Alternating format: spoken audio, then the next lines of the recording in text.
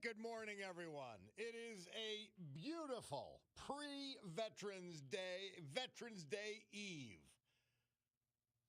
Monday, November 10th, 2025. My Cordaro Jewelers watch tells me it's 9/11 and change. This is the Bob Cordaro Show. I am he. Broadcasting today from the United States of America. I can prove it because we have produced men like that. It's also the place where the brave, like the veterans we're going to salute today, thanks to our friend John Basiliga and one of his great companies, Eastern Roofing Systems. The men who have made us and kept us free.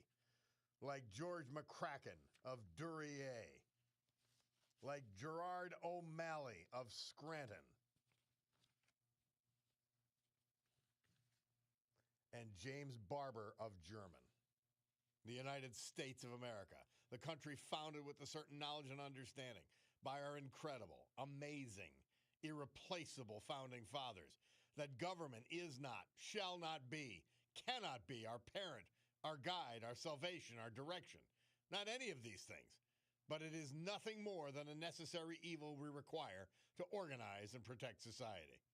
The United States of America, the country where, for the first time in human history, freedom was declared to be an unalienable right, granted to each individual by God. This freedom, well, it couldn't be parceled out to groups. It couldn't be controlled by government or government officials, because our great American Constitution ensures and codifies freedom of speech, freedom of religion, freedom of association, economic freedom, and freedom of the press. And all of these freedoms fought for and defended by our veterans. Now, armed with these freedoms, and only because they had them, a ragtag bunch of immigrants, rejects, and their progeny created the richest, most powerful, most culturally diverse and accepting nation ever to grace our planet Earth. America, the only place specifically invented and designed so that every American can live their life in the manner they choose, unlimited by their background, upbringing, race, color, or creed, unhindered by the government or those who would use government to control others for their own comfort, benefit, or power. This Bob Cordaro Show, well, it'll always be convincingly conservative, lovingly logical, proudly and passionately patriotic, and reliably right. And so, we gavel to order this meeting of the Club for Common Sense, and what a better way to start on Veterans Day Eve.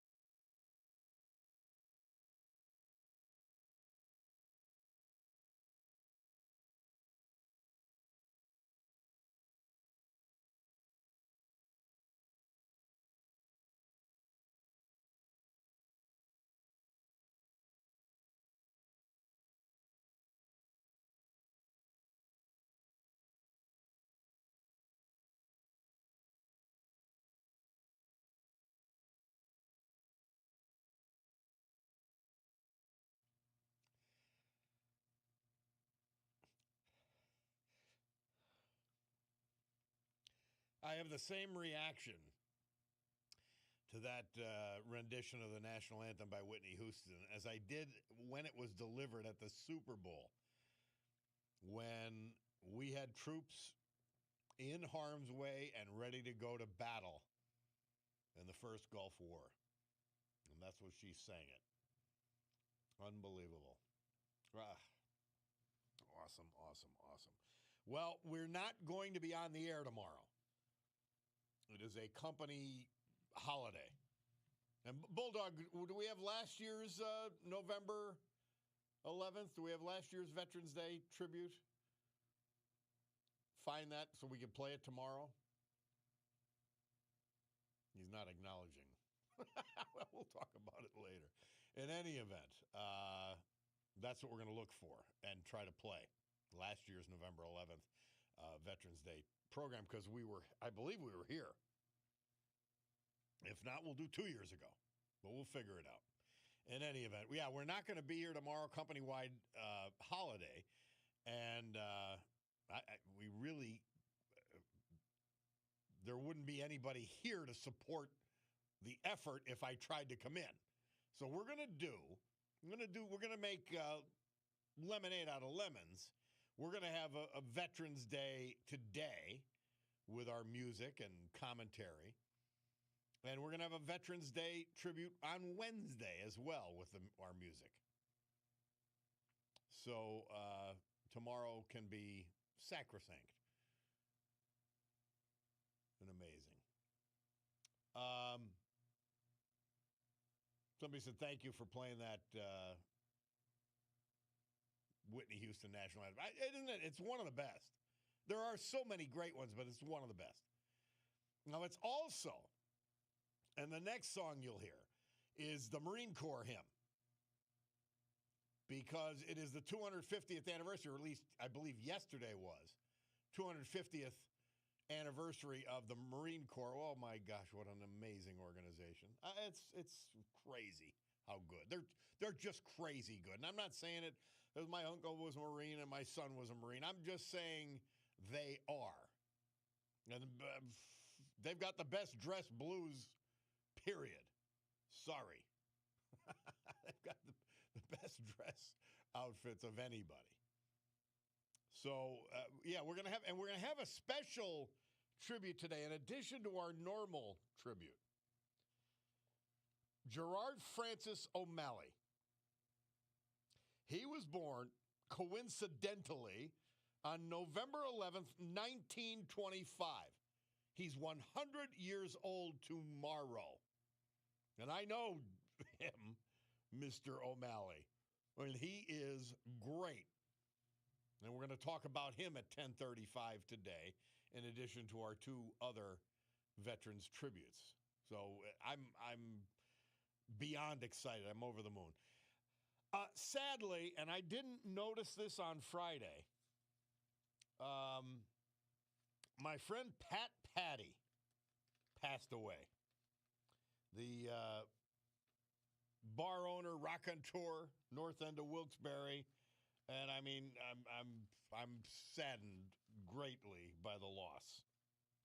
He was a veteran. The good thing is we will have a veterans tribute to him coming up at some point. Pat Patty died at age 87.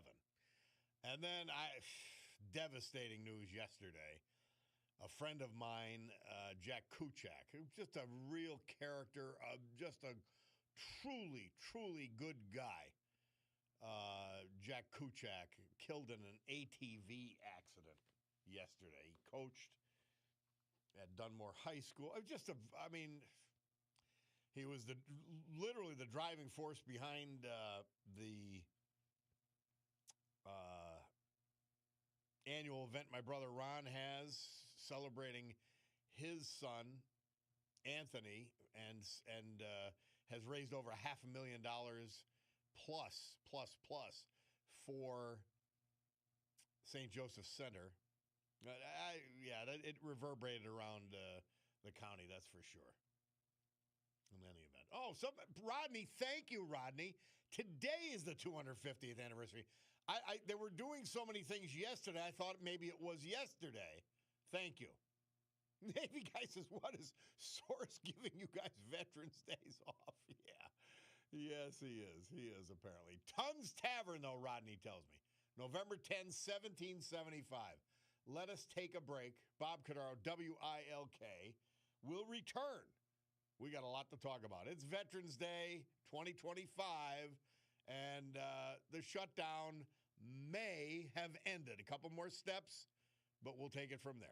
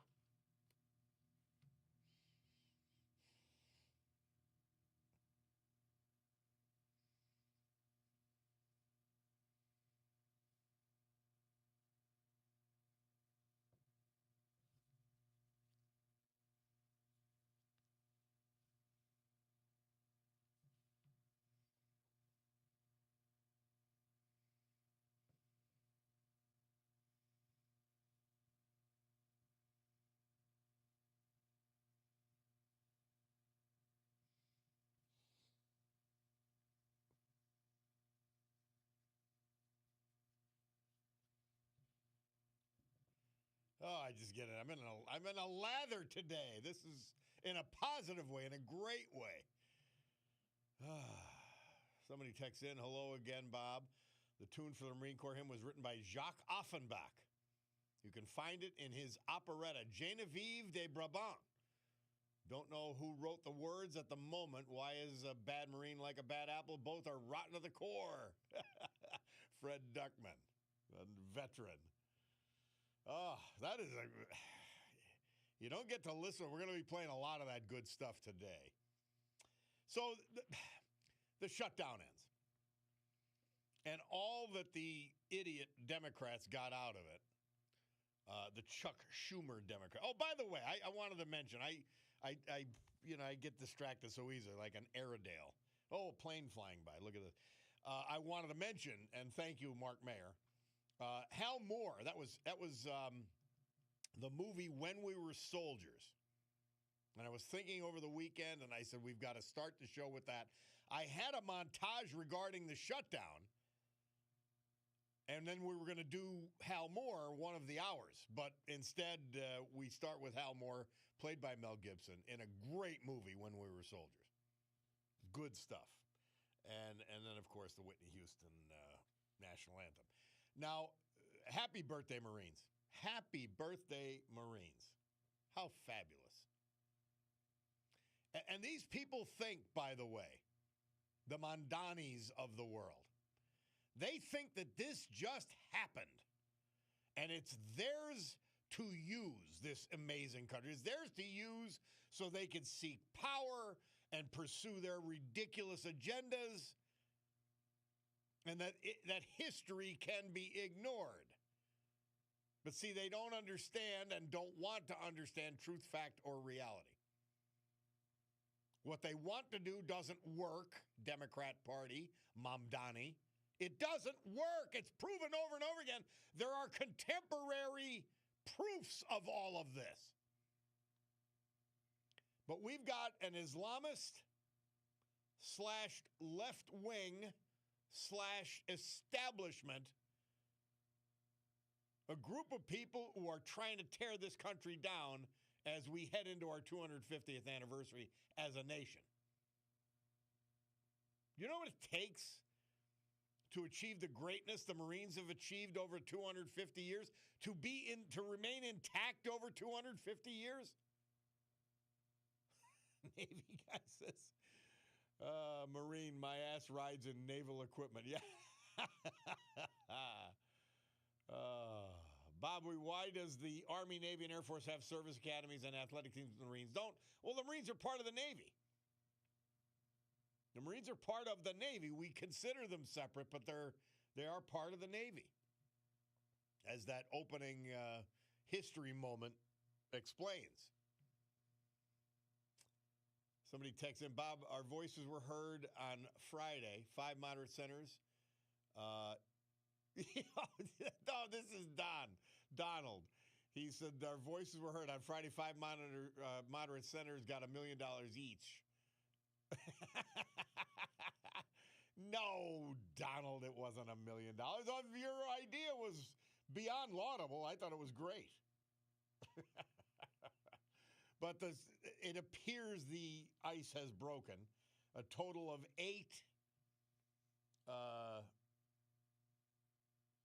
Democrat senators, which brings us to 80 because Rand Paul's voting against all of this as a Republican. And, it was basically stop the madness. Some Democrats decided to stop the madness. Now, what I'm interested in was if Chuck Schumer gave them a release or if they said, Chuck, you're worried about your own self-interest, your own next election, your own primary. We've got to save the country or keep it operating. Because we're going to barely have time to recover from a air traffic slowdown. Barely have time to recover for Thanksgiving rush and the rest of the holidays. So, amazing. So in any event, we're going to, the shutdown and the process should be this. The Senate will vote. Now remember, this is not the original bill that the House voted on. And so our guys, Brezahan and Muser, are waiting. They're supposed to they're going to try to give them at least 36 hours notice to come back to Washington. And they've got to pass. Remember, it's not a done deal 100%. With their narrow margin, the Republicans have to pass in the House what the Republicans and 8 Democrats are going to supposedly vote on today or Wednesday. Remember, they're off tomorrow for Veterans Day as well. So today may be the Senate vote day. It might be pushed to Wednesday. And then at some point thereafter this week, the Republicans in the House will try to pass the same measure. Maybe they'll get more than one Democrat to join them. We'll see. We're going to see. I don't know. But, the procedure will happen. Apparently, the Democrats who have come to Jesus are solid in their position. Even a little needling, a little whatever. I heard Jean Shaheen with Brian Kilmeade on Fox News this morning, or the Fox and Friends, and she was throwing her jabs. They will not admit that Obamacare has failed and that $400 billion is what they want to send to insurance companies so they keep insuring people. Now, the interesting part about all of it is that it appears that the majority of people, and I don't know, they don't know about registration for the majority of people, but the majority of people who are going to lose the subsidies are in red states. And the reason for this is because the red states did not vote to allow Medicaid to be an insurance option for Obamacare. Interesting. So I think the Republicans are probably going to hold firm. There's not enough votes to continue these COVID-era subsidies and to pretend. There's not enough votes to pretend Obamacare works. It's a failure. It's an abject failure. And this will play out over the next couple of months. But this effort, remember the original effort that the House voted on was through like November 21st or something. This, by the Senate, realizing what a waste of time to have a bill that ends November 20 in the November, it's January 30th it runs through. And that's why the House has to vote on it. It's basically a different bill. All right, we'll take a break. Bob Cordaro, WILK. We'll be back with our Veterans Tribute. We'll be back with the weather and more on the Bob Cordaro Show.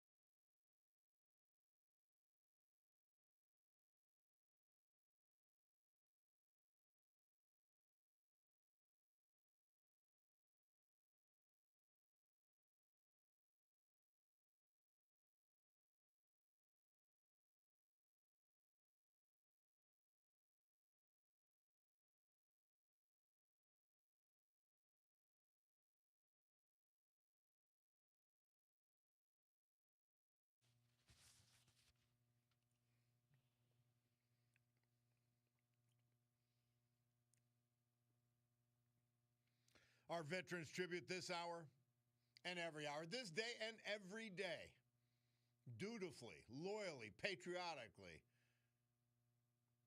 provided by our friend John Basiliga and his first company and his biggest, Eastern Roofing Systems. Headquartered in Jessup, they are the premier roofing contractor in the eastern United States. Institutional, commercial, and everything else in between. And guess what? Living in Northeast Pennsylvania, we're lucky because they will do your roof, bringing all that expertise, all that pricing power to bear for your small building or your home. Eastern Roofing Systems, Jessup. George McCracken. We lost him at just the age of 73, October 23rd. He was from Duryea. Born in Avoca, he attended Pittston Area High School. And before graduating, remember this, he proudly joined the U.S. Army, serving all of us during the Vietnam War. Following George McCracken's return from Vietnam, he worked in the construction industry as a heavy equipment operator. He retired from Eureka Stone Quarry after many years of dedicated employment. He was an avid outdoorsman. He loved hunting, but he loved his family time more than anything. George is survived by his loving wife of 25 years, Mary Miller McCracken. His three children, including a stepson. He's survived by 8 cherished grandchildren and 3 great-grandchildren. His sister also survives him, as well as many other family members. Great legacy. George McCracken. Brought to you by our man, John Basiliga, and Eastern Roofing Systems. Storm Tracker 16 forecast from meteorologist Allie Gallo. Today, lots of clouds, breezy with snowflakes, temperatures dropping, highs in the 30s. It's 37 outside the studio right now. This goofy dog made me, Chauncey, he made me go out at 2, what time? I had to go out at noon, or midnight rather, and then again at 2. Anyway, and because it was raining at midnight, and so he only did half his business. And I said, I'm going to be back out here again. Anyway, it wasn't that cold, but temperatures have been dropping. Tonight, mostly cloudy. Snow flurries possible, 25. Tomorrow, mostly cloudy, windy. Lake effect snow showers and flurries. I'm not sure which lake. Winds 30 to 40 miles per hour. So a miserable day, Veterans Day, high 38. Tomorrow night, cloudy, some snow flurries, low 25. Wednesday, mostly cloudy, 46. Thursday, mostly cloudy, 48. When I saw the weather, I turned on the Giants-Bears game. And I think I've told you, I said that the coach for the Giants, who I really, really root for, he played football, as I did at my alma mater, University of Rochester. So I'm really rooting for him. But they're just the hard luck kids. In any event, I saw the freezing cold weather and I said, it only takes a day to get here from Chicago. And so that's what we're gonna do. Hey, somebody texts in, if it's a failure, meaning Obamacare, what are the Republicans doing about it? They don't have enough votes. You don't have enough votes. And don't give me the bullspit. You've got control of the House and Senate. No, they don't. The Democrats just proved they have control of the Senate because we don't have 60 votes. All they do is blame with no action or plan. That's wrong. And it's a failure. I don't know. It disturbs me at an elemental level that you would defend something that failed. Why don't you admit that it failed? It has failed miserably. It's on life support. It needs $400 billion, which, by the way, don't go to people. It goes to the insurance companies. so that they'll stay in these fake marketplaces that each state has set up. And by the way, getting rid of the subsidies is not as dire as everybody says. Now you got to do a little work for your health insurance. You got to do a little work, a little hustle. You call a guy like Bob Parker and you get it done. In fact, I got to talk to him myself because I'll be eligible. I don't know why Cutie brought it up this morning. I'll be eligible for Medicare in February when I turn 65. Crazy. Somebody says, regarding Obamacare subsidies, throwing more money at the problem solves nothing, another listener says. Paying people direct may give a bigger bang for the buck, but the system does need an overhaul. Well, it was never going to work. We all knew that. Any contention to the contrary was a lie. To sell Obamacare, to sell more government involvement in health insurance and in our healthcare systems. Remember, when it fails, what do they always do? The establishment types, the Democrats, what do they always do? When some program fails, they ask for more. Look at education. Abject, complete failure since the federal government's been involved. So, but what do? Oh, give us more money. We don't have enough money. Right?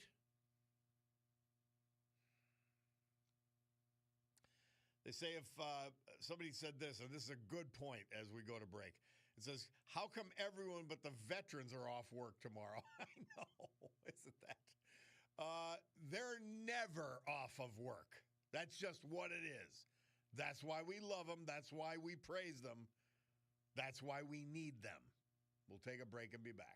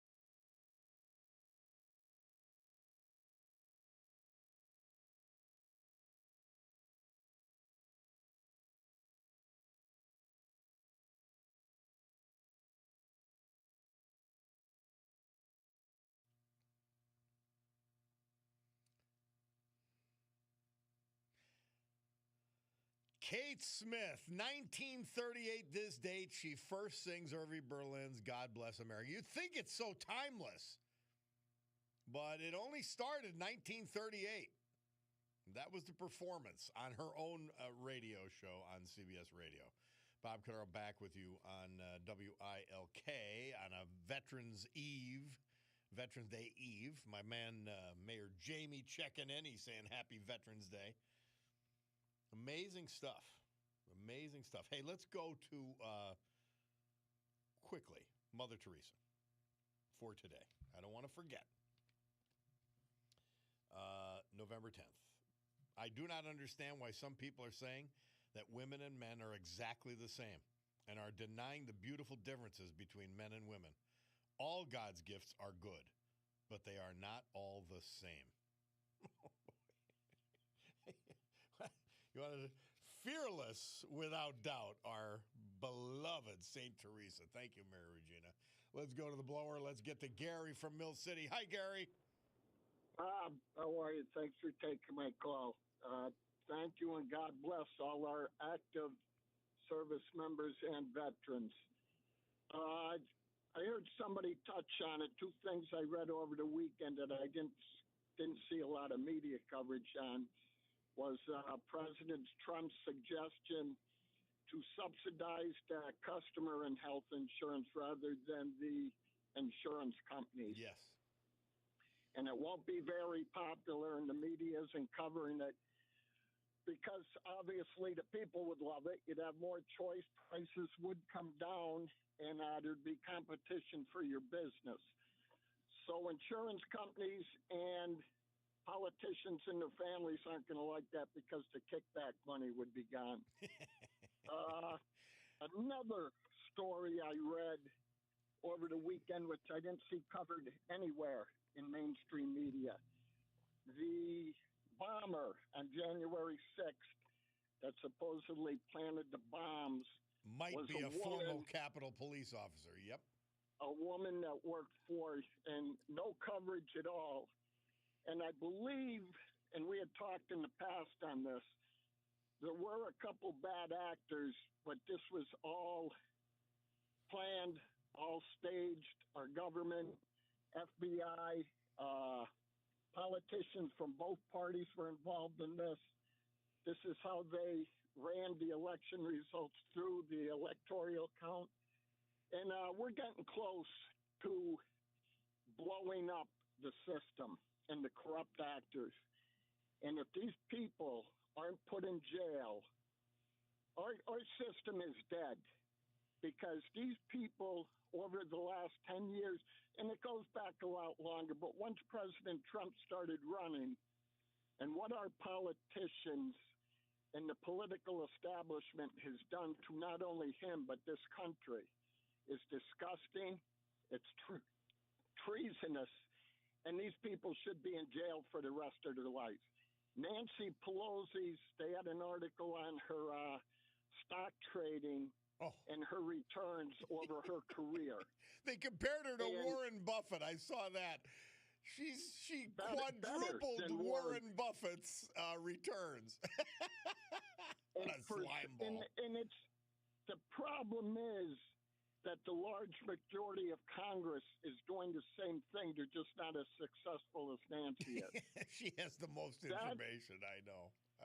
That is why nothing is being fixed, because the large majority of them are in on it. Once they get in, they must be shown the ropes on how to become rich, how to make your family rich. And the money back being subsidized right to the consumer for health care would, like I said, drop prices. A lot of probably 80% of politicians would be against it, because kickbacks would be gone, jobs for their family would be gone. People better wake up. There's one man in this country trying to fix things right now, a handful trying to help him, and the rest are trying to drive this country apart and destroy it. Thank you for your time. Once again, thanks for the veterans and active service members. All right, Gary. Keep holding it down in Mill City. Well, my Picardo Jewelers watch tells me that it's 10 o'clock and change, which means it's time for the news with Mark Nashko And we got to talk. We got to hear from him. He's going to tell us what's happening. Then we'll come back. We got Monday Musings. And one of the things I tasked our friend John Perillo with was, what in God's name happened to Tucker Carlson and Candace Owens? Two people that I loved that I just I can't understand what they're doing and what they're thinking. I just don't get it. We're going to talk about that, do a little discussion, a little back and forth. But all that on Monday Musings after the news with Mark Nashko.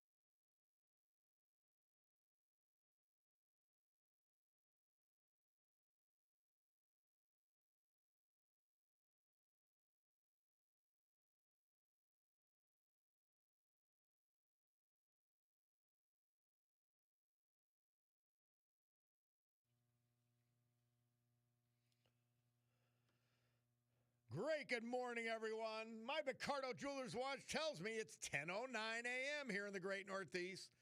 This beautiful Monday, November 10, 2025. This is the Bob Cordaro Show.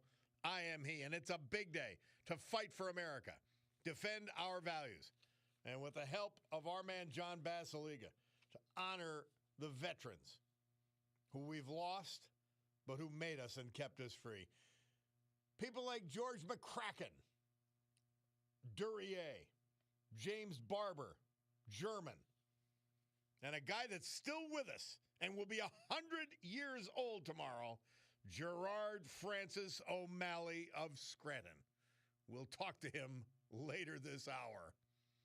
So with history, our great founding fathers, and the incomparable Constitution of the United States of America as our guides, let us continue today's battle, gaveling back to order this meeting of the Club for Common Sense, promising you that because of our commitment to common sense, we will provide a sanctuary of sanity for all of you in a world where the leadership of one of our major political parties, the Democrats, has gone insane, where the establishment has gone insane, where the global elite have gone insane.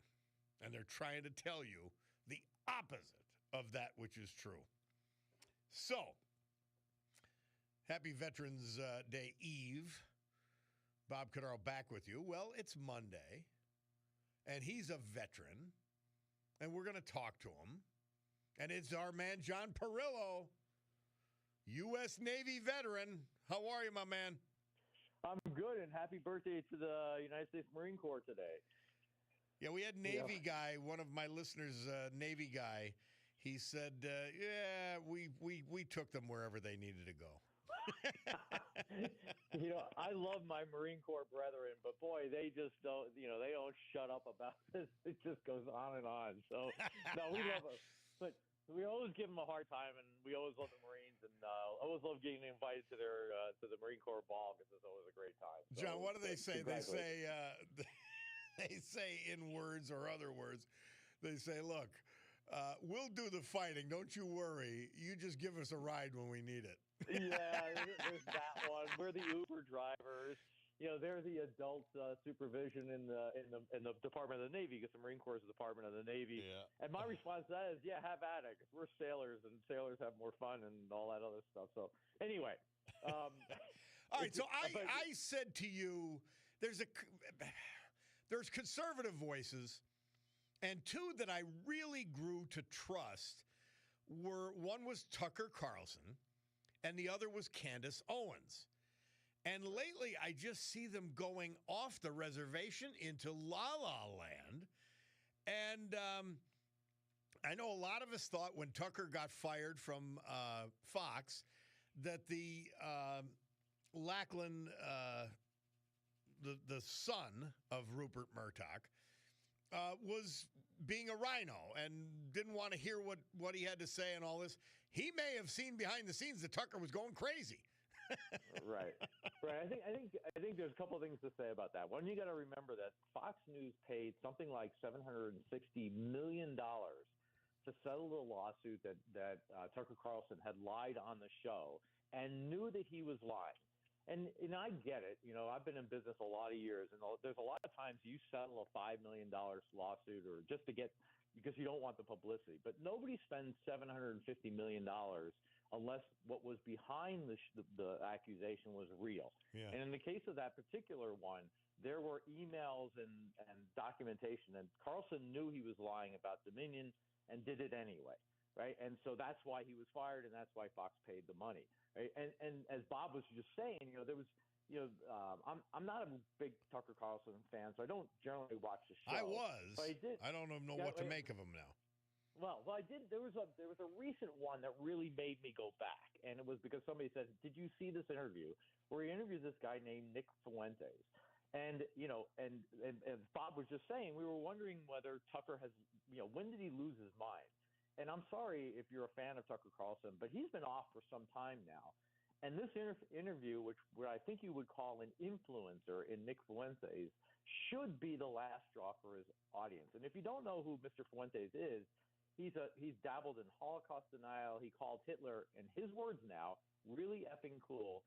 And then he said that if that's Fuentes, movement ever gained power, they would, and again, his words, execute perfidious Jews. Right now, I'm kind of a free speech absolutist. So, clearly Mr. Fuentes has the absolute right to say what he wants. But Tucker Carlson, in my mind, has an absolute right also to what's called platforming him. Since, that's the phrase we're used to since, the phrase deplatform, which is the routine way that liberals respond to anyone who disagrees with them and their orthodoxy. So, when Tucker Carlson lends him his audience, there's an audience there that Tucker Carlson put together. And that's what Bob does for me here, right? He lends me you all. You're his audience. So I benefit from all the work that he's already done to get you to listen. And when he disagrees with me, you hear that, right? So that's how you get a more balanced view of things. So what's the issue? Well, there were several. First of all, there's a huge difference. I don't know this Nick Fuentes. I watched literally a few seconds in the interview, and I go, first of all, I don't know who he is. Second of all, he seems smarmy. I'm not interested in this person, and I moved on. And he is a scumbag. He's a scumbag, and so don't put yourself in that category. Well, I know the point. I understand. I'm just saying, No, and I get that, right? You wouldn't be on if you were Nick Fuentes or anyone like him. Exactly, right? And that's, I think, the point is, Tucker Carlson never asked this guy about his comments regarding executing Jews or Hitler or any of his other vile comments. And again, like Bob's just saying, I know we're joking about it, but if I said something really disgusting on the air right now, you can bet your sweet bottom that Bob's going to call me out. And to be fair, not every interviewer reads everything that their interviewees have said or written before they get on the air, except it's not as if Mr. Carlson actually had to do that. In the interview himself, Tucker Carlson's on the air, Fuentes with him, and Fuentes says that the, quote, big challenge to unifying the country against tribal interests was, quote, organized Jewry in America. And then he expresses admiration for Soviet dictator Joseph Stalin. And Carlson never asks a follow-up question about either of those two comments, right? And you can't make the comment, you can't make the argument that that Carlson was just letting him talk, because he didn't give the same courtesy to Ted Cruz and others. And the reason that he didn't allow Ted Cruz and Mike Huckabee to speak is, again, let's quote Tucker Carlson. In his own words, he says, of those two particular and others, the other Christians who support Israel, that they're infected by a brain virus. His words. And he calls them Christian Zionists, and then goes on to say, again, this is Tucker Carlson, I dislike them more than anybody because it's Christian heresy, and I'm offended by that as a Christian. Again, his words, not mine. More than anybody. Really, I could think of quite a few characters that might be worthy of our disdain more than Christians who support a Jewish homeland. But apparently Tucker Carlson cannot. And then, unfortunately, we also had the comments of our vice president, J.D. Vance, saying that he never, quote, attacks to the right, meaning that, yeah, Carlson's wrong, but hey, we have enough crazies to fight on the left that we don't need to address those on our side. And I'm sorry, that's a ridiculous statement. Yes, the left has its share of crazies. And if they don't want to address they got more than their share. Right. They got a hell of a lot more than their share. Exactly. And that's their problem. But if we don't address what's on our side, then people should read into that what they will as well, right? And I think, and Bob mentioned Candace Owen. She was another former conservative calling Israel a, quote, terrorist state and saying that Bill Ackerman was quietly providing funding to convince Charlie Kirk to become more pro-Israel, and generally mixes her comments about the U.S. support of Israel, which one could conceivably disagree with attacks on individual Jews who she accuses of having too much influence, and she never produces any evidence to support her accusations, right? So she's just spewing this stuff. And again, I'm of a certain vintage, and I think this history is a little bit important. I came of political age when William F. Buckley had launched the conservative magazine National Review.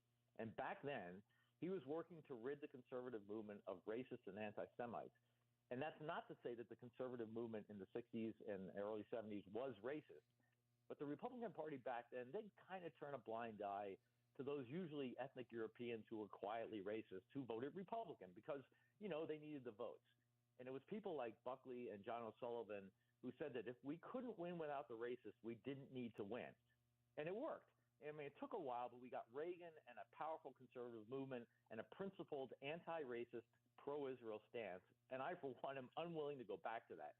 And as the listeners know, I'm not a huge Trump fan, but I got to give him real credit here because he also dismissed Carlson as a kook, his words, Trump's words, and he didn't turn a blind eye to it, right? And he's right.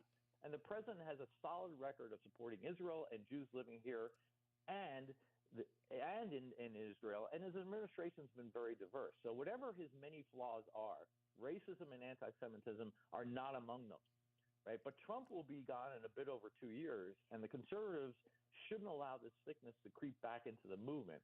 And even if you're an America First supporter like Carlson claims to be, and even if you're looking coldly at the interests of our country over any moral obligation, still supporting Israel makes sense, right? Israel's pro-American in an important region of the world.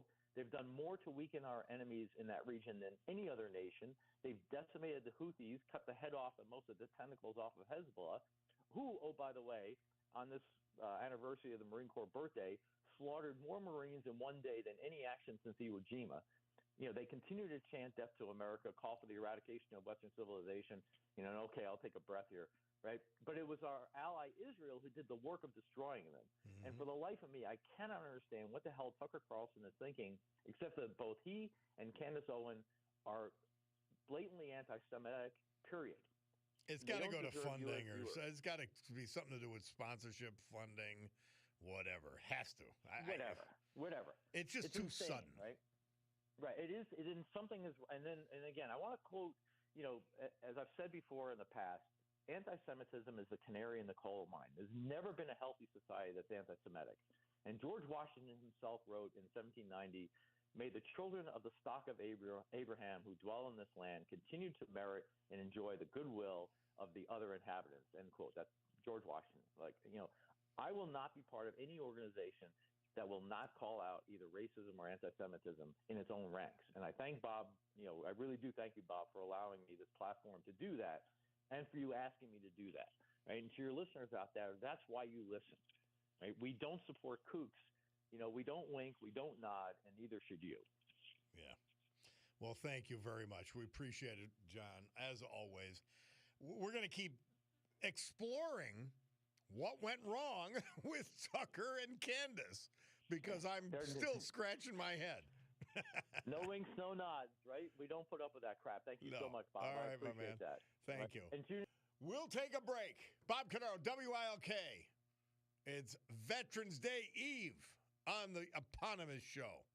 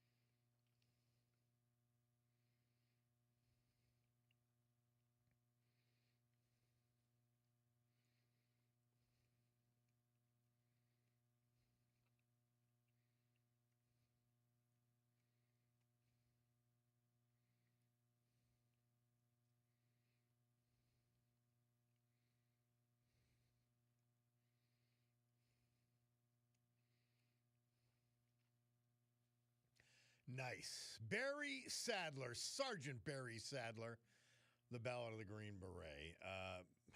Great stuff.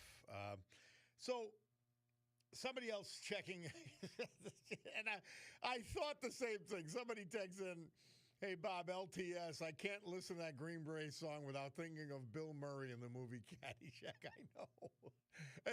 It comes, no matter what, it comes to my mind. And I love the song. That's why we played the whole bag.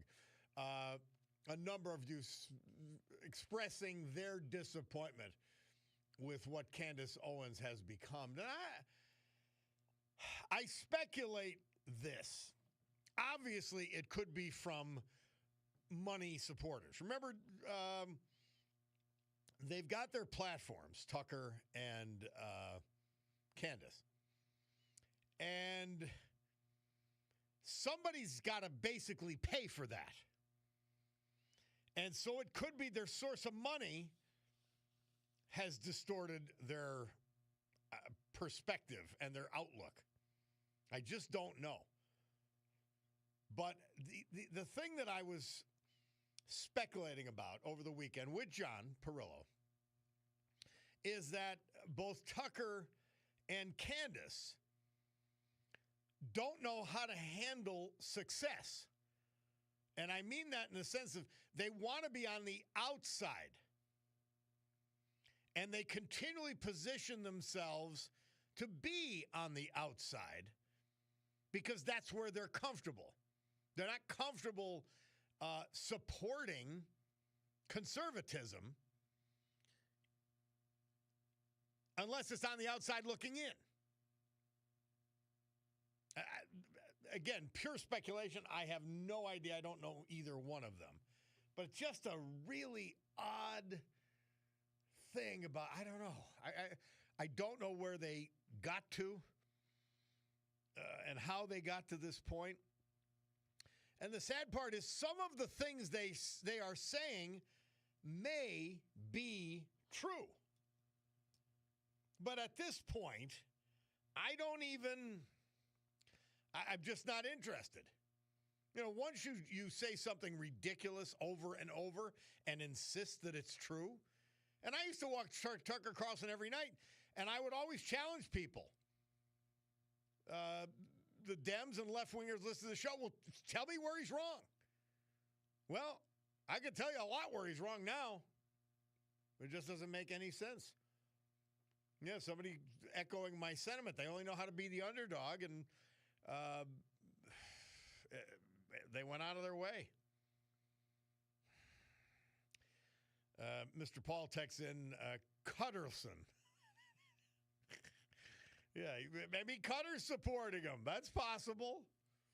It is possible. All right, we got to take a break. Bob Cordaro, WILK. When we come back, we're going to honor a man who's going to be 100 years old tomorrow. He's very much with us. Gerard Francis O'Malley, our veteran for this hour. We'll take a break and be back.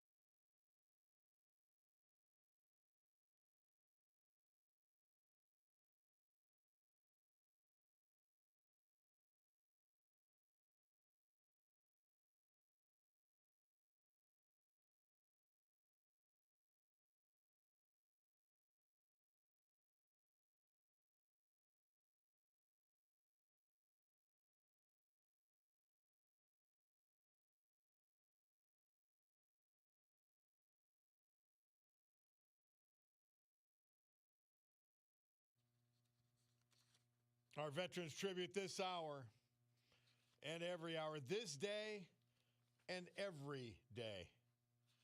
Brought to you by our friend John Basiliga and one of his great companies we feature today, and that's Eastern Roofing Systems, based in Jessup. This company is the premier roofing contractor in the eastern United States. Institutional, commercial. And by the way, because they're headquartered in Jessup, they'll bring all that expertise, all that buying power to your home or your small building right here in Northeast Pennsylvania because they're from Jessup. Well, special one today. Well, they're all special, but I love this one. The guy I got to know over time, Gerard Francis O'Malley. Born November 11th, Veterans Day, 1925 in Scranton, PA. 1943 graduate of Central High School. He served us in the Army Air Corps, 1944 to 1946, private first class. He was a communications high-speed radio operator, direction finder equipment operator, a teletype operator. He graduated from the University of Scranton in 1949. There, he got into education and kept going and achieved a doctorate at Penn State. He worked at South Scranton High School. Then he went to Rider College. He worked as an educational consultant for the state of New Jersey. An amazing career in education. And he was a veteran. And tomorrow is his birthday. How about that? 100 on Veterans Day. And with us to talk a little bit about all of that, is this Miriam? Yes, it is. How are you, Miriam? This is daughter. I'm just getting him on the phone right now for you. Great. Well, somebody's calling in under his name. Oh, okay. So yeah, he's on the phone for you. If you can hear him. All right. Well, and we'll do both. So let me put you on hold to do it right, so I have both of you on. All right. No problem. All right, Miriam. Yeah. Bulldog, what I got? You got to press this twice, right? Press twice, and then we've got him. Gerald O'Malley, how are you, sir? Gerard O'Malley. Oh, did I say? All right, Gerard. Hey, I call you Mister. Oh, Mr. So, Mr. O'Malley, how do you feel? Tomorrow's your 100th birthday. This is so fantastic. Oh, sure. Yeah, boy. It took me a long time to get here. So what was it, all clean living and your veteran status that got you to 100 years with great health? Hey, listen, I don't really know, but I'm doing research on it, and as soon as I get the information, I'm going to call you first place. Please do. I'll let you in on the secret. I got to meet Mr. O'Malley with his gang at they go on Sundays to Abe's downtown Scranton, and I got to enjoy your humor and your happy outlook all the time. Yeah. And your parents were there too. Yes, indeed. Yeah. So Mr. O'Malley, tell me. Let's go back a little bit to about 80 years ago to your service in the Army Air Corps. Tell us about it. Well, I graduated from high school, and I went to the University of Scranton for 2 semesters, and then I was drafted in 1943, 4. Wow. Yeah, and I went to gunnery school, aerial gunnery school in some place in Texas, and I was a tail gunner. Really? On a B-24, and they told me that my average life in combat was 6 seconds. Because that was one of the most dangerous positions certainly in the Army Air Corps. My word. Yeah. Anyhow, something happened that I was transferred to a new outfit in the Army that had to do with high-speed radio operations and for the Air Force. And I spent the rest of the time doing that. And at that time, you remember, you had to memorize the code. Morse code. The Morse code. Yeah, and we would guide the airplanes throughout the year, wherever we were. Yeah. And then I was shipped over to the Philippines and got involved there, and then as the war progressed, I was being trained for the invasion of Japan. And right in the middle of that, the atom bomb was dropped. Wow. So I was saved from. They said I would be in the third wave. Gerard Francis O'Malley is our guest. He's only 99. Let's not play up this 100 years old thing just yet. That's tomorrow. That's right. What are you doing? I'm counting the minutes. What are you doing for your birthday? What am I doing? I'm having parties. What would you do if you were 100? The same exact thing. Yeah. Although you're the only one that knows, I would have no idea.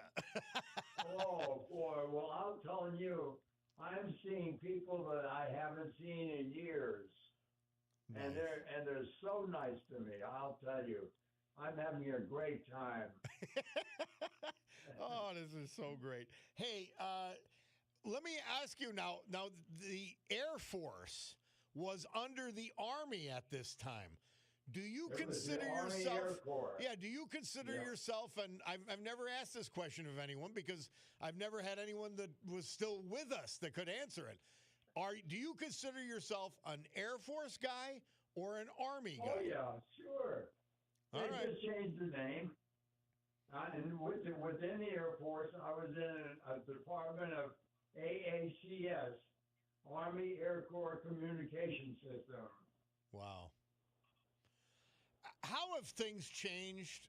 How do you look at veterans now, Mr. O'Malley, and how do you look at the country now? Let me tell you for one thing.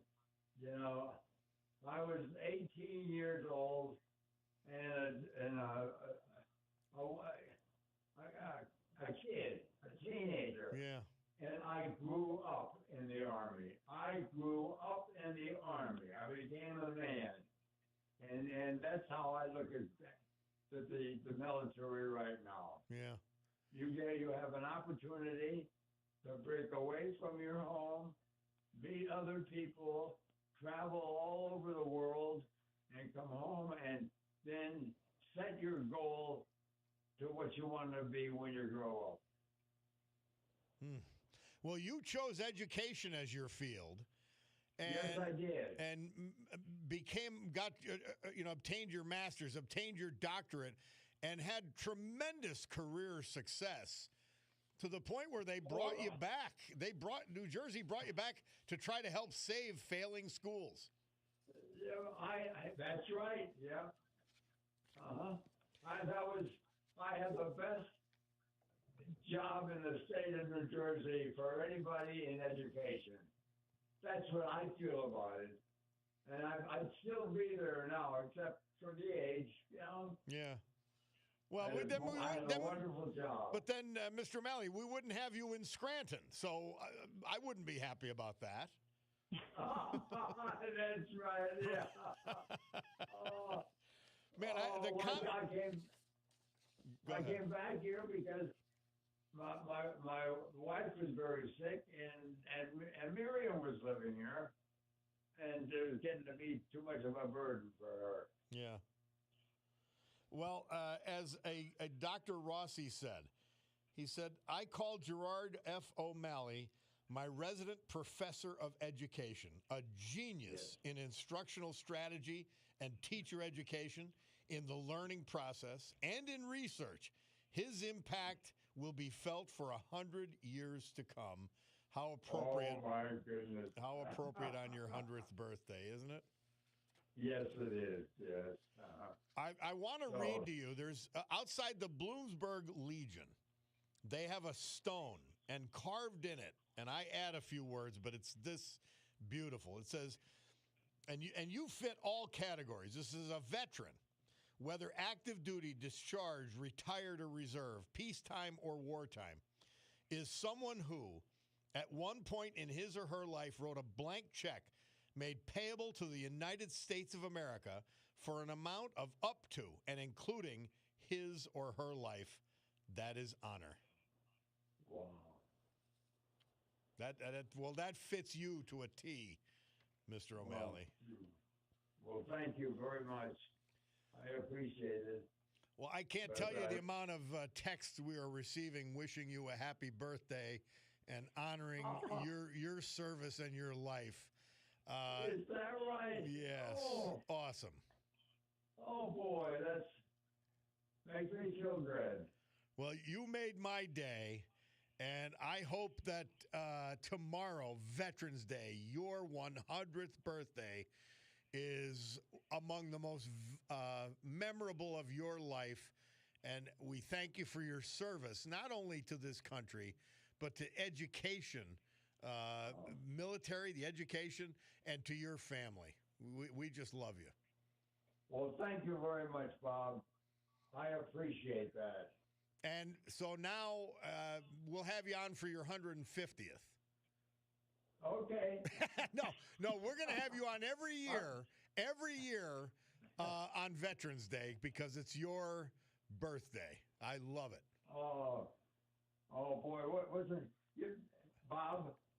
You know, when I was a kid, we used to be excused from school because it was Armistice Day. Yeah.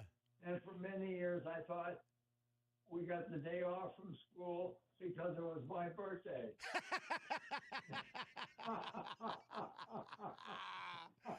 The 11th day, the 11th hour, the 11th month, and yes. And we have Mr. O'Malley to thank for continuing that celebration. Wonderful, Bob. Hey, do you know I even get off the radio for your birthday tomorrow? No kidding. I get a day off because they said it's Gerard O'Malley's birthday. It's his 100th. You get it off. Remember it all. That celebration at the end of World War I. Yep. Well, Armistice Day. We love you and thank you for everything you've provided to this area, to this country. Thank you. Thank you, Bob. All right. Gerard O'Malley, 100 years young tomorrow. All right. Take care, guys. We'll take a break. We'll be back. It's the Bob Cordaro Show.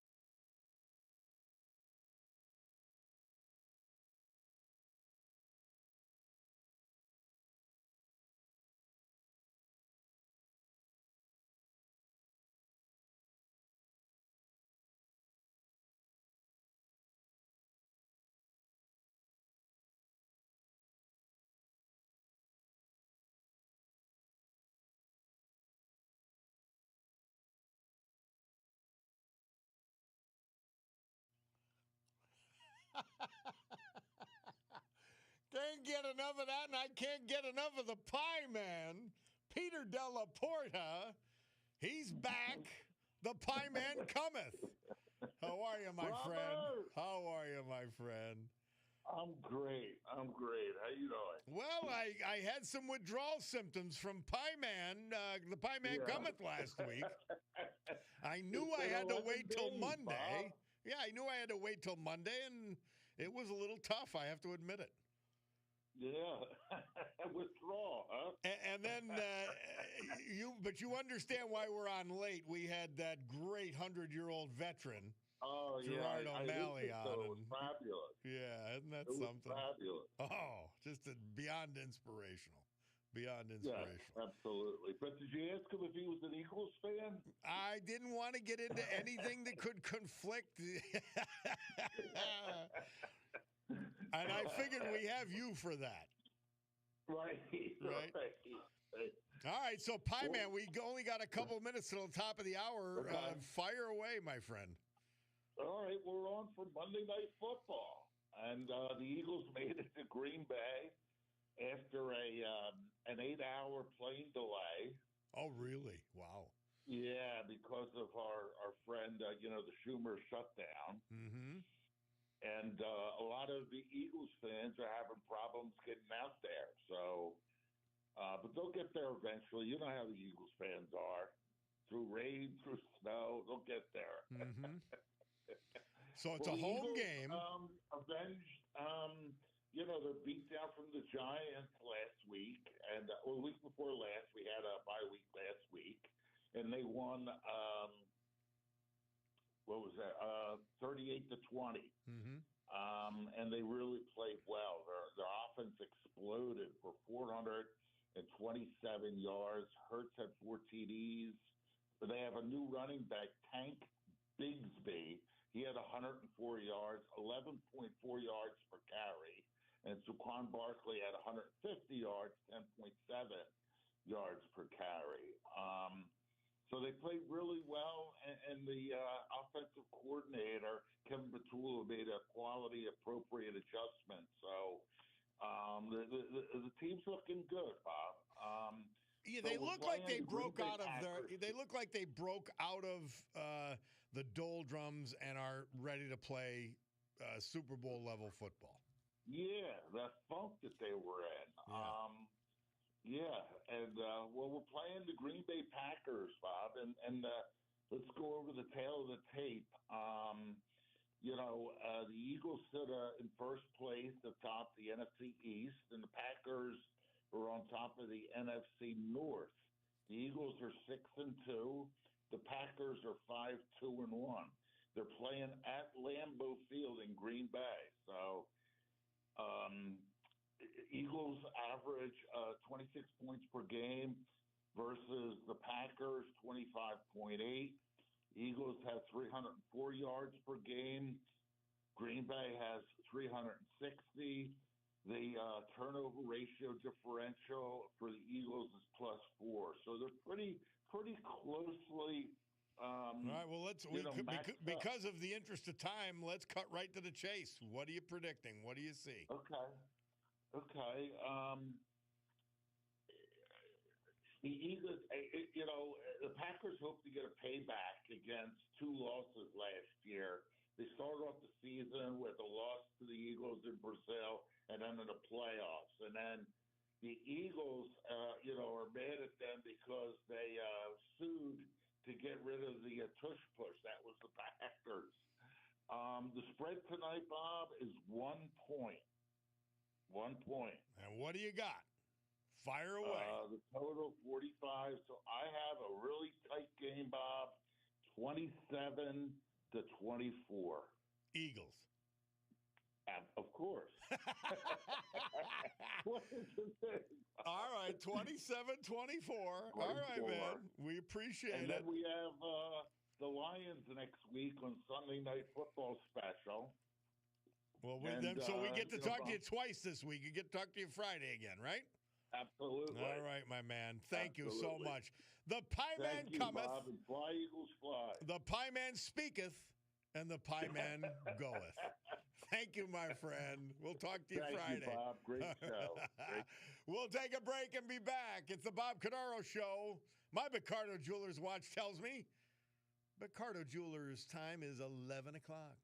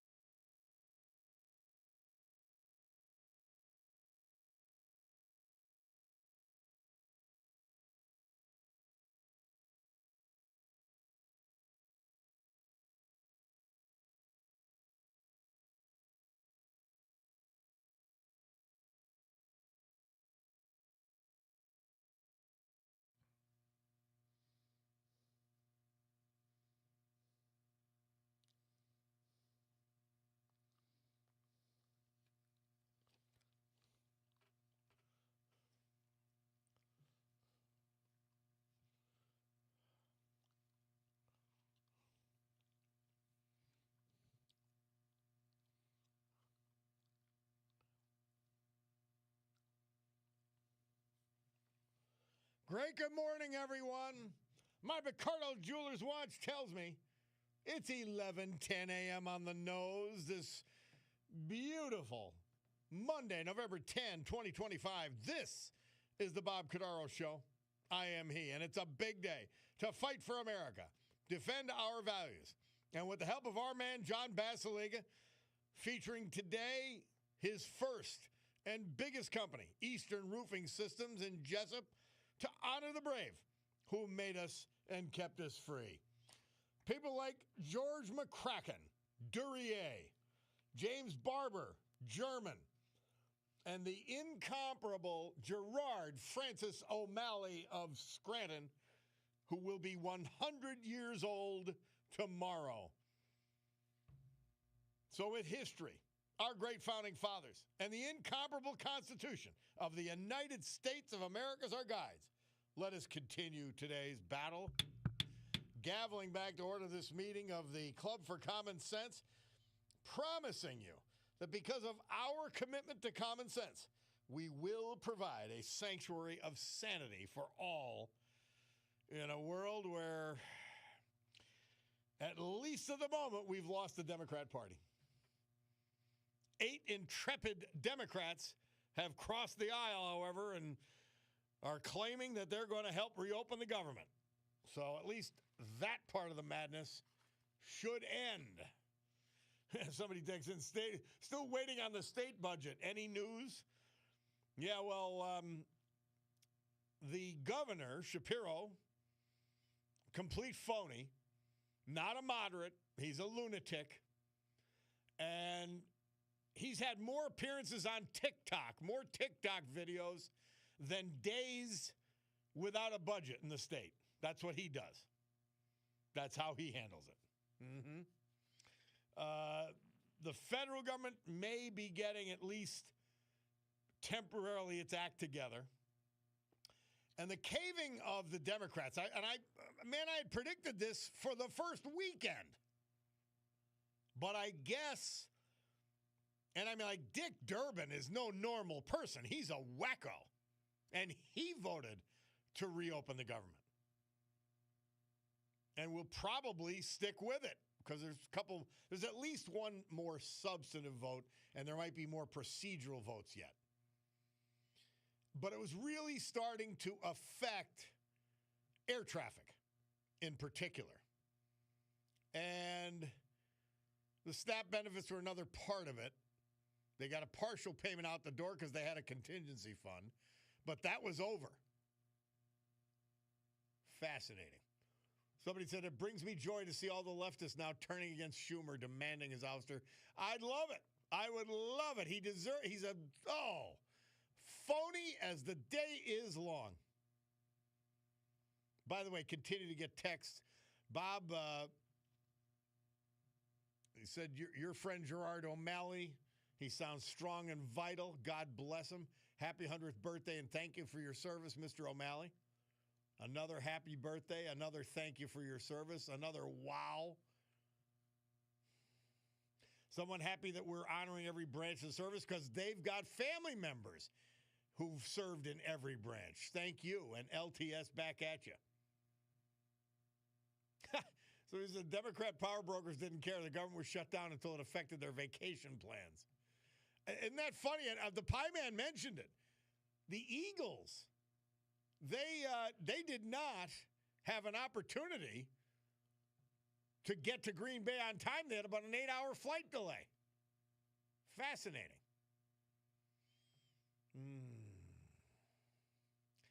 Somebody said, yes, Bob, just like I knew from the first weekend of October, the Dems would keep the government shut down until after Election Day. Yeah. Phony, disgraceful. Well, let me tell you, when I think about the lunatics in the Democrat Party, I immediately think of something better, something good, something true, something honest. And it is New Jersey Hall of Fame coach, NFL coach, Penn State football star, Green Bay Packers superstar. And did I say NFL coach too? Yeah. Our man, Chet Parlavecchio, And we're playing his song "Dancing with the" that he danced to in "Dancing with the Stars." I found that on YouTube, and I was beyond amused, I must say. Oh, man, I tell you, sometimes when I'm sitting here waiting to do this show, I listen to some of the things you go over, and, man, it gets chilling from time to time. Wow. Can't believe some of the things you hear. Woo. Well, listen, now you're following in the footsteps of a 99-year-old veteran who will be 100 tomorrow on Veterans Day, Gerard O'Malley. So you got big shoes to fill, man. Tom, thank you for his service, brother. That was our best generation. And Those by the way, will never come around again. He was a New Jersey educator for his career. Wow. New Jersey Educator of the career of the year. You can understand that as a teacher and coach in that great state. Do you know where, Bobby? Where was he? Let's see. Essex County. Oh, my God, Bobby, I grew up in Essex County. I'm from Irvington. Yes. Are you kidding me? Yes. Wow, I'm wondering where. Oh, that's interesting. Whoa. Yeah, he was an assistant professor. Oh, assistant superintendent of schools, Millburn, Short Hills. Oh, God. Bobby, my daughter-in-law teaches at Millburn, my sister-in-law teaches at Millburn, and my son was a teacher at Millburn. Oh, my gosh. How about that? What's his last name again? O'Malley, Gerard O'Malley. Wow, I got to ask people around. He was educator of the districts in New Jersey. Yeah, educator of the year out there, and if it's Millburn, it's a very proud school, very academic, very really. Now remember, he's 100, so it's years ago. But he was a consultant for the whole state. He basically went in while he was teaching at Rider College. He retired from the local teaching and superintendent. 1992 to 2012, he taught there and then was a guy who they'd bring into these troubled school districts to bail them out. Our guy Gerard O'Malley. Yeah, that's an awesome. What a credit. Yeah. I'll tell you what a like I said, what a life of service. Army, Air Corps, and education. Can't get better than that, man. Can't get better than that. All right, well, Chester, talk to us. Very anything stand out in college? Very interesting. Go ahead. I'll start with college. It was really quite interesting. It was a day of heartbreak. You know, Bobby, we've been riding the Penn State thing for a long time, and rightfully so. I mean, I wanted a change. I could see certain things written on the wall. I could see the season going in a direction. All that said and done. But you know something? Let's give kudos to the Penn State football team this week. They showed a lot of heart against a real good football team. Matter of fact, for the majority of that football game, they outplayed them. It looked like the old defense Penn State was supposed to have when you were talking about their preseason number 2 ranking. That was that they held them to literally 300 yards in offense, which you're talking about one of the most high-powered offenses in the world. I mean, in the country. And literally what a great performance. The kid Grunkenmeyer or Muckenmeyer, whatever his name is, the young freshman came in, did a hell of a job as a quarterback. He managed his football team. But the bottom line was, in the end, players make plays, and great players make great plays. And the kid Cooper made a catch in the end zone at the end of that game that if I got to lose, at least I lost to a highlight reel type of catch and toe tap in bounds. The kid Grunkenmeyer, in the end, he's still too young to take a game over and win it for you yet. But the nice thing about it was he showed poise. The moment wasn't too big for him. You might have your future quarterback there. So a lot of the pluses were really good. I mean, the attitude, the atmosphere in the stadium was fantastic, and the kids showed a lot of heart and almost knocked off the number 2 team in the nation. So I said that's a great tribute to Penn State. On the other side, you had Iowa, who's playing the number 5 or 6 rated team in the country last week, Oregon. They played the hell out of them. They did everything they needed to do to win that football game. Typical boring Iowa football. A little bit of offense, great defense, which isn't real great for spectators, but Coach Ferentz has won many, many games playing it that way. But in the end, what happened? Moore throws a pass, a beautifully thrown fade into the corner. Kid makes a big time play, sets up the field goal, and they lose the football game. But 2 great efforts in college football with 2 almost big knockoffs at the top. The second thing I wanted to talk about with college football, Bobby, is we're getting to that point now where, it's the playoff picture's taking a big pick. It's becoming focused now. Now, it looks like to me 1 through 8 look pretty secure. We've had this discussion before that 9 through 12 to me is going to be your arguments. It's going to be, oh, you kidding me? I should be in. And I keep looking at it, and there's one team I just keep saying they're going to get screwed in the end. And I keep thinking Vanderbilt's going to get it. Now, they're out of the picture right now. They're at 13. But you got Notre Dame in there, Texas in there at 11, Notre Dame in there at 10 or 11. And my point is they're right on the cusp of getting it done. But here's my thing to look at for the remaining time here. You've got 4 spots essentially without any big losses happening prior to the final selection, and you've got 2 weeks to go. This thing could change 10 times before the actual final 12 get in there. But the things to look for, Georgia Tech, do they even have a legitimate chance with 1 loss? Well, they're going to have to win an ACC championship, and they're going to need to play Miami, and Miami's going to need to win the conference championship.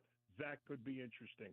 Notre Dame don't have anything to worry about because they could just go play Our Lady of the Oranges tomorrow if they want, and they're in. So you know how I get angry at the Notre Dame situation. Being an independent, they sit there, and again, no conference obligations where they have to risk obviously being in the playoffs. So they're looking pretty secure other than playing Pitt.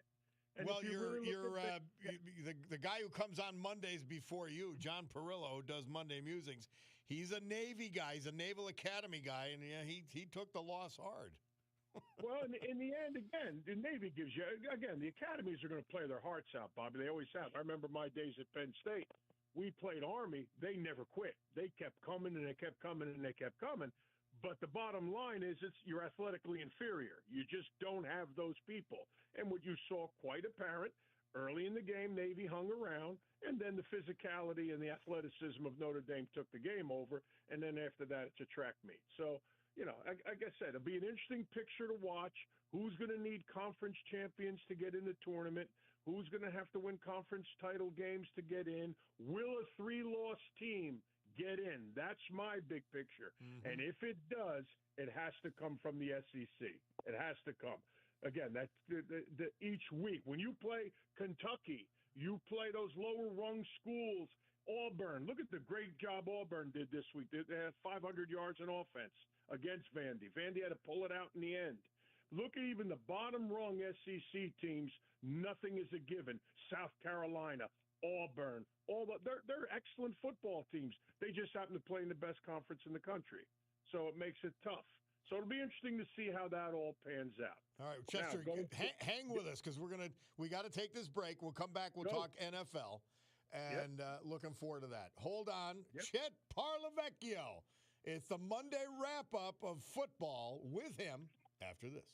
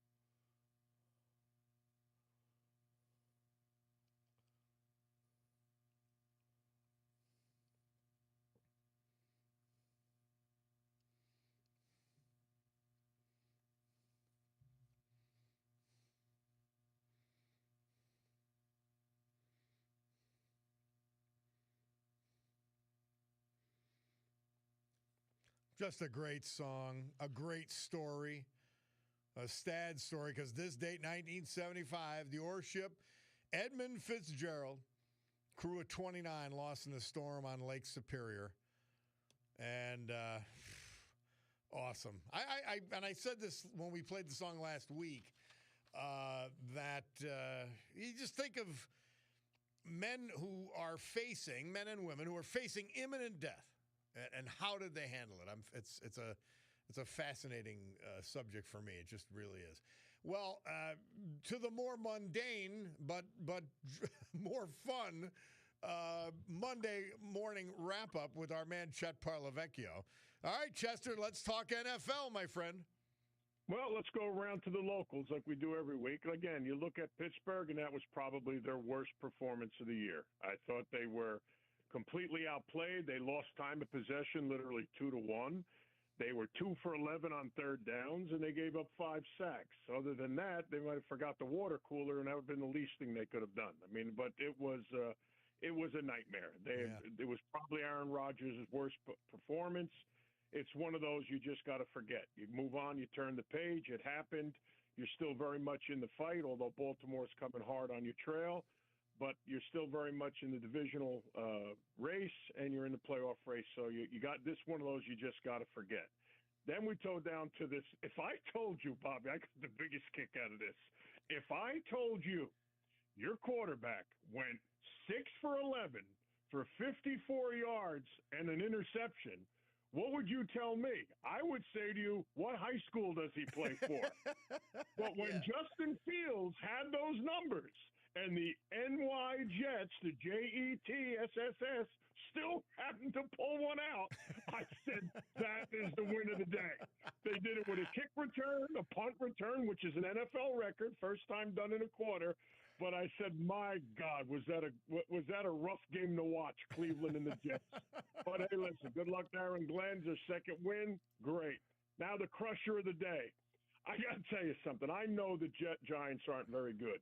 But, man, they have had 3 crushers that you want to jump off a building if you're a head coach. Yeah. I mean, you talk about the one they blew in Dallas, the unbelievable debacle in Denver, and then yesterday with 4 minutes to go, and let's be honest, the Chicago Bears have a nice little team, but it's not exactly the Elway Denver Broncos. It's they're a solid team. And again, I love the job Caleb Williams is doing. I think he's really improving under Peterson. He's doing a great job, but that's another tough loss. And then on top of it, it's like you get double spanked. You lose your quarterback to a concussion. But like I had said, that's the risk you take starting a young kid with a team that doesn't have the supporting cast around him. That's the risk you take because Chet, you don't know what. Let me ask you about that. And I know I told you this, and I said it a couple of times because the Giants head coach Dable played at University of Rochester, my alma mater, and all that. I'm rooting for him, but after 3 losses of that type, it's chicken and egg, I guess. But did the coaching bring you into that position to be able to win the game and the players couldn't deliver, or is it the reverse? Here's my absolute take on this. Okay, here's my absolute take on this. I feel, and this happens at time to time. Being a coach, I could tell you these things sometimes happen. You're in a situation, you've lost 3 heartbreakers. Okay, really devastating games. Bad things have happened. Scadaboo's leg got broke or ankle broke. Now your future quarterback gets a concussion. I believe sometimes, Bobby, a situation reaches a point where it doesn't matter whose fault it is anymore. Yesterday, literally, everybody was at fault. The punter shanking a punt, the offense putting the ball on the ground, the defense playing like jelly, the coaches play calling. It was a complete team effort. But you know where you're at right now? You're at a point where I think so much bad has happened that these players will always connect you to bad things. Yeah. And it just needs time for everybody to go their own way. You have a young quarterback here that, believe me, whether Brian Daboll stays or not, it's not going to affect Jackson Dart's progression as a quarterback. The people that will take it, believe me, will know how to develop a quarterback. My thing is at this point, so many bad things, and these aren't just these are heartbreakers, man. These are losses that just pull your gut out. Yes. And I really believe you reach a point where I can't imagine them going back to the field house next season and those same coaching faces being in that room. Yeah. Because I would always connect them with bad things, man. Mm-hmm. Bad things. Hey. And I think, and it's not a curse word. It just happens sometimes. Yeah. You got to know when it's time for a change. And guess what? It doesn't matter whose fault it is anymore. It's time for a change. All right. And that was the conclusion. Sad conclusion I came to. So, all right. Let me real quick hit you with something real quick. We're at the halfway mark here pretty much, right? Mm-hmm. So I said, let me look at this right now. Some highlight moments to throw out there real quick for the week. All right. You got some of the worst defenses in my rankings to the halfway part. Washington just happened to pass Cincinnati. I don't know. I don't know which defense is thinner, but yesterday it looked like a pro team playing against a college team. Washington just got pushed literally all over the field. So I would say some of the worst defenses in football, we go with Washington, Cincinnati, and Arizona. Now, we go with some of the toughest losses or teams that have lost some tough ones. We got the Giants. We got Jacksonville yesterday, another doozy to Houston. Again, that game was over. I turned it off. I thought I had a winner. I come back, I got a loser. I lose my ticket. All right? And Carolina, again, tough loss over to New Orleans.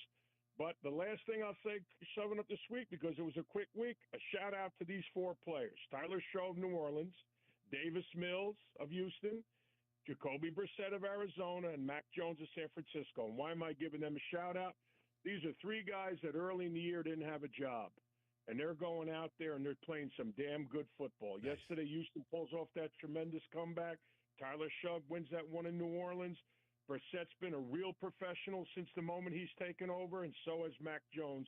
So I think a little special shout-out to four perennial backup quarterbacks that have done a really nice job for their football teams. All right, I'm going to trouble you for one more call with the couple seconds we have. The Packers, your Packers, against the Eagles. And when I say your Packers to Chet Parlavecchio, ladies and gentlemen, that's because he was a Packer. Because that's because he was a Packer. I heard your boys switch on. The pie man. I got to tell you something. I liked his prediction. I could see the Eagles with a 3-point win there. I really can. Okay. I'm 24-21, whatever. But I could see the Eagles. I don't trust Love that much yet. I don't trust him. Again, against Arizona, they looked all out of sync. They looked better a week ago. I like your boys' pick, Philly 3, but my heart is going to Green Bay. I just don't think they're going to lose on a Monday night in Green Bay. At Lambeau. I just think, at Chet, Lambeau. how did it feel? We're way over, but it had to feel great to go on the field at Lambeau Field as a Packer. When I was a rookie, Bobby, the first thing I did, I was a rookie. I remember the first time we walked on the field at Lambeau, I went down to the far goal line and I stood there on the goal line and I said, oh my God, this is where it happened, where Bart Starr snuck in from the one against the Dallas Cowboys in the Frozen Bowl. And I said, oh my God, this is the spot it happened. Amazing. Yeah, I'll leave you with this. If you as a fan, Bobby, or anybody out there that is a true NFL fan, and you want to treat yourself to nostalgia and to old times and what football really was and is, you got to make a trip to Lambeau and out in Green Bay. It's really what the NFL was and is and should always be. And could be, It's nostalgia. All right, my man. Thank you, Chester. Appreciate it. Chet Parlavecchio. He's got his Monday wrap-up, and we got much more out of him today. Thank you, Chet. Take care, Bobby. All right. We'll take a break. Bob Cordaro, WILK. We're going to come back with our Veterans Tribute, the weather, and then our calls. 570-883-0098.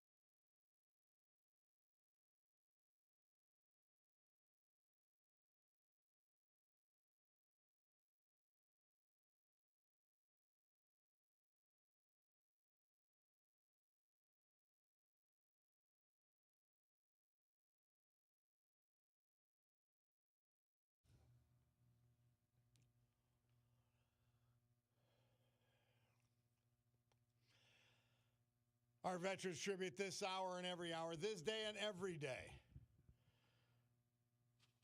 Brought to you by our friend John Basiliga. Featuring today, Eastern Roofing Systems. Headquartered in Jessup, they're the largest and the premier roofing systems company in the eastern United States. And guess what? They bring all that expertise, because they're headquartered here, right to your house or small building. Get their buying power, their talent, and their focus. Eastern Roofing Systems. James Barber, he was 74. He was from German. We lost him October 24th. Born in Carbondale, he lived almost his entire life in the homestead founded by his grandparents, Mr. and Mrs. Charles Ditmore. He graduated from Lakeland High School in 1968. After graduation, he enlisted in the United States Army and was a Vietnam-era veteran. He was a career corrections officer at Farview State Hospital, retiring with distinguished honor. Known throughout the community for his walks with dogs, his hellos turned quickly into conversations. The outpouring of sympathy was community-wide, especially from James Barber's alley cats. Brian Red Jones, David Hedgehog, John Glick Gallick, Glenn Slink Black, Bruce the Juice Smallacombe, my buddy, Tom Teepee Perry, and the biggest cat of all, John DeMark, his buddies. James Barber survived by his sister and a brother and many other family members. 74-year-old James Barber. Our veteran this hour brought to you by John Basiliga and Eastern Roofing Systems. Storm Tracker 16 forecast from meteorologist Ali Gallo. Today, lots of clouds, breezy with snowflakes, temperatures dropping, and then the highs will only reach the 30s, 37 degrees as I speak. Tonight, most cloudy, snow flurries, low 25. Tomorrow, mostly cloudy, windy, lake effect, snow showers and flurries. Winds 30 to 40 miles per hour, high 38. Tomorrow night, cloudy, some snow flurries, low 25. Wednesday, mostly cloudy, 46. And then we start to moderate Thursday, mostly cloudy, 48. Hey, come on, it's November. It's supposed to be ugly out there. Eric in Exeter says, LTS, Bob, the Supreme Court has agreed to hear a case regarding ballots arriving late. Pretty significant development. I agree, it could be.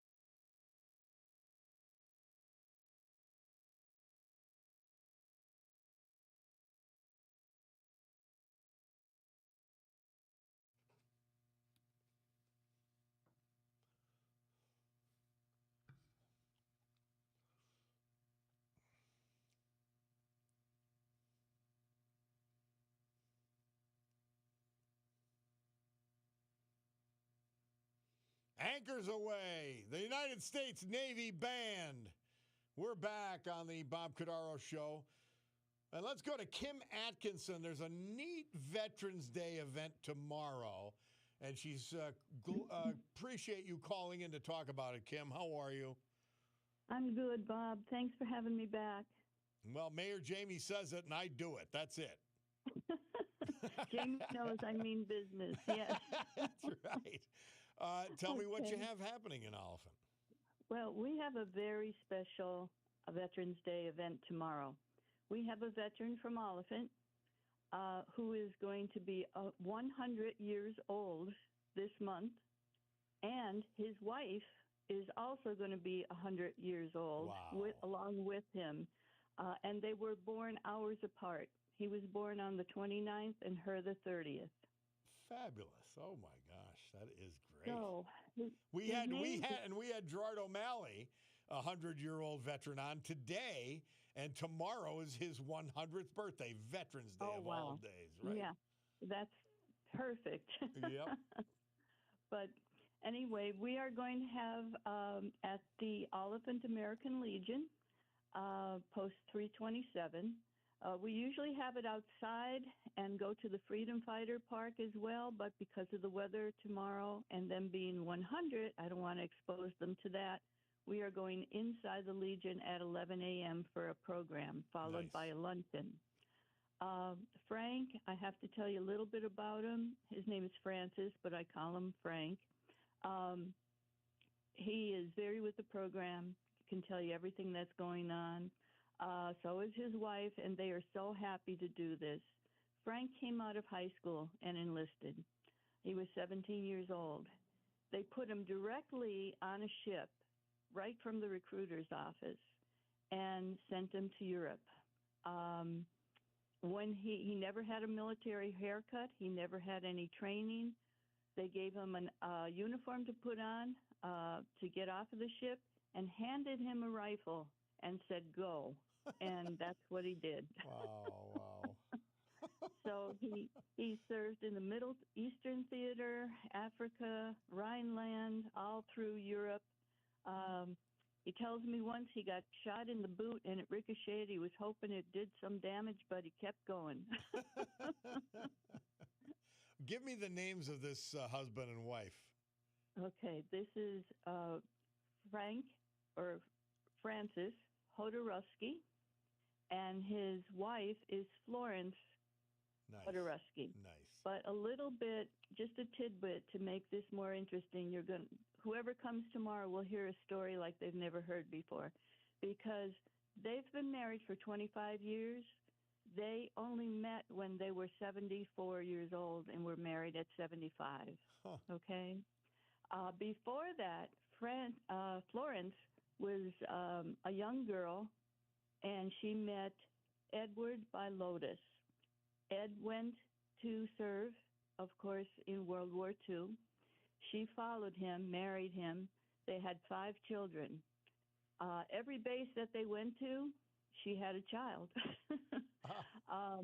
But now, the most important part of this story is Edward by Lotus was a Pearl Harbor survivor. Wow. He was in the ball turret of a B-17 during the fighting and survived. Many did not. This is a love story like you've never heard, because she took care of him for 47 years with the most severe PTSD. And he didn't pass away till 1990. Fast forward, she meets Frank Hodorowski in 2000, let's see. Yeah, it must have been in the 1990s, because then they were married for 25 years. Mm-hmm. Well, 2001, actually, they were married. And, of course, Frank being a veteran, this woman has cared for veterans her whole life, and many more people in between. Amazing. So they both deserve to have their tale told. Kim, we got a couple seconds left. I have a hard break, but tomorrow at 11, the Oliphant American Legion and these 200-year-old beautiful people will be with us. That's great. Great stuff. Thank you, Kim. I appreciate it.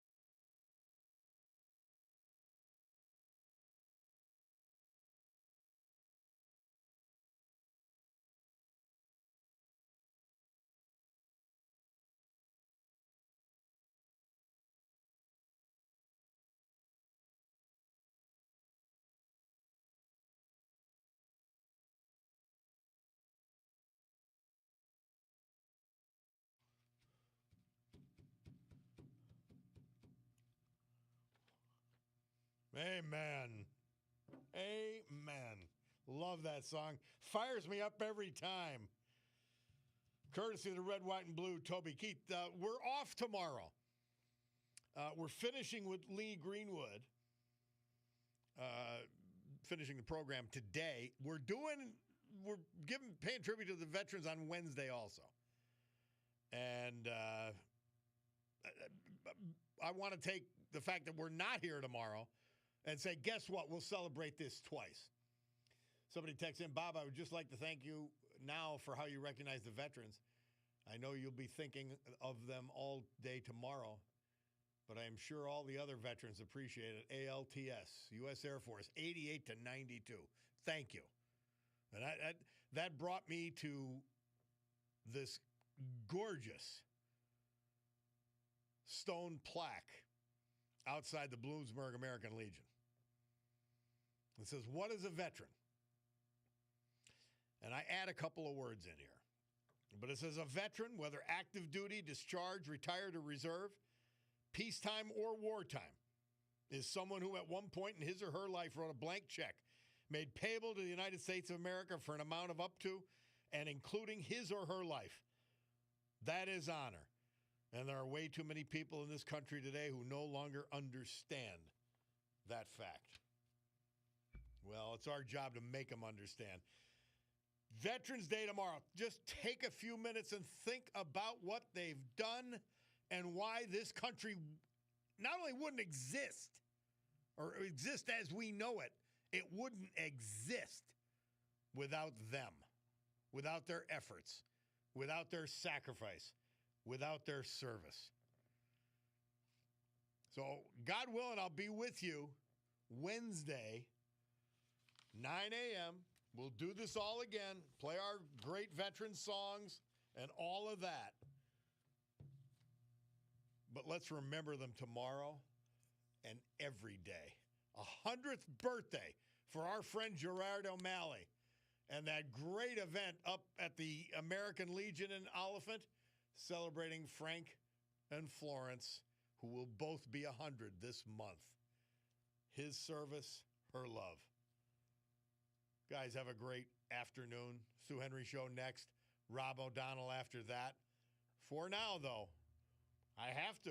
I got to go. So we've got to gavel to a close this meeting of the Club for Common Sense for Monday, November 10th, 2025, Veterans Day Eve. Have a great afternoon.